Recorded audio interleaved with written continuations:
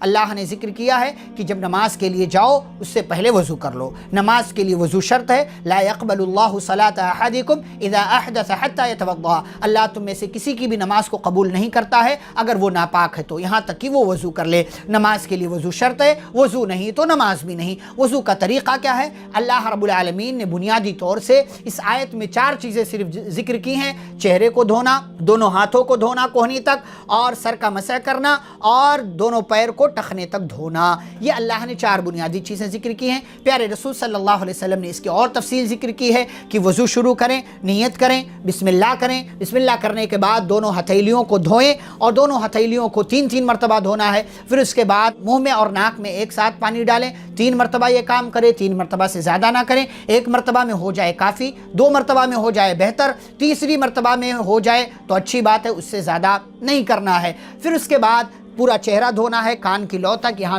ٹھوڑی تک، اور داڑھی میں خلال کرنا ہے، داڑھی کو بھگونا نہیں ہے پانی کے نیچے ڈال کر کے، اور ایسے ہی پھر دونوں ہاتھ کو کوہنی تک دھونا ہے، پہلے دایاں ہاتھ پھر بایاں ہاتھ، پھر سر کا مسح کرنا، اور اس کے بعد کانوں کا مسح کرنا ہے، پھر دونوں پیر کو ٹخنوں تک دھو لینا ہے۔ یہ شریعت کی تعلیم ہے، اور اس کے بعد وضو کی دعا پڑھ لینا ہے۔